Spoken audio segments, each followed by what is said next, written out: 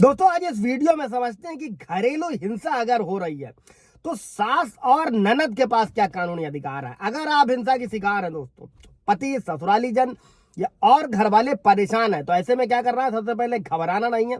सास और ननद को बहू के खिलाफ भी कानूनी अधिकार है दोस्तों। कोई गलत कदम ऐसे में कभी भी ना उठाएं, जो आए दिन हो रहा है दोस्तों। सुसाइडल केस पतियों के बढ़ रहे हैं। अगर आप कानून को समझेंगे, अच्छे से यूज करेंगे, ये नौबत नहीं आने वाली है। ऐसे में क्या करना है, कानून का सहारा लेना है, न्याय जरूर मिलेगा। अब सवाल क्या है दोस्तों, क्या सास और बिन ब्याही ननद भी बहू पर घरेलू हिंसा का केस कर सकती है दोस्तों? तो सास और ननद को भी बहू के खिलाफ कानूनी अधिकार है। और उत्तर ये है दोस्तों कि हम सोचते हैं कि घरेलू हिंसा अधिनियम 2005 जो बना है वो सिर्फ बहू के लिए ही बना है और वही घर के बाकी सदस्यों पर केस कर सकती है। अभी रिसेंटली मेरे एक व्यूवर्स का भी सवाल आया था, उस पर यह पूरा ब्रीफ वीडियो। लेकिन ऐसा नहीं है, सास और बिन ब्याही ननद भी बहू के खिलाफ घरेलू हिंसा अधिनियम के तहत केस कर सकती है।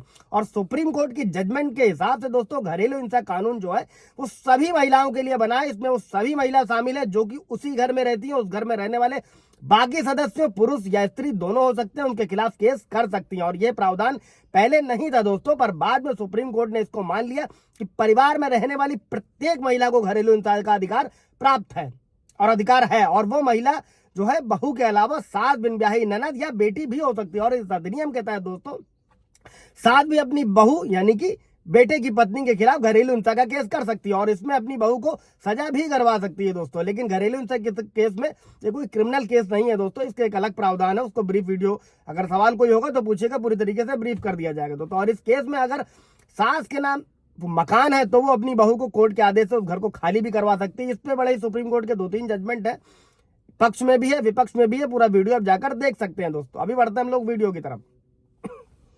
और दोस्तों ये जो घरेलू हिंसा कानून है ये सभी महिलाओं के लिए जो एक घर में एक कुटुंब के भीतर रहती है और होने वाली किसी भी किस्म की हिंसा से पीड़ित है। दोस्तों वीडियो को लाइक कर दीजिएगा, शेयर कर दीजिएगा, सब्सक्राइब कर दीजिएगा ताकि इन्फॉर्मेशन और लोगों को भी मिल सके दोस्तों। और इसमें होता क्या है दोस्तों, इसमें किसी भी तरीके से अपशब्द कहा जाना, किसी प्रकार की रोक टोक करना, मारपीट करना, ये सभी प्रताड़ना के प्रकार हैं दोस्तों। और ये सभी शामिल होता है और वो प्रताड़ना किसी पुरुष या स्त्री दोनों के द्वारा ही करी जा सकती है। और घर में आई बहू भी अपनी सास को प्रताड़ित कर सकती है, बिन ब्याही ननद को भी परेशान कर सकती है। तो कानून ये अधिकार बहू के अलावा जो है दोस्तों सास और ननद के पास भी होता है। साथ ही घरेलू हिंसा अधिनियम के तहत सास को भी वो अधिकार प्राप्त है जो कि घर ब्याह कर लाई गई बहू को प्राप्त होता है दोस्तों। और इस कानून को लागू करने की जिम्मेदारी किसकी होती है?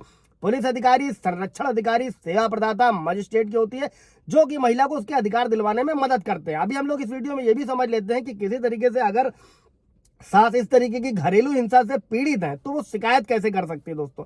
निःशुल्क विधिक सहायता के लिए मैंने आपको बताया कि आप हर जिले में, हर डिस्ट्रिक्ट में डीएलएसए का ऑफिस होता है, वहां पर निःशुल्क विधिक सेवाएं जो है सास प्राप्त कर सकती हैं। इसके अलावा नालसा की वेबसाइट है, वहां पर जाकर ऑनलाइन अप्लाई भी किया जा सकता है। बढ़ते हैं शिकायत कैसे करना है।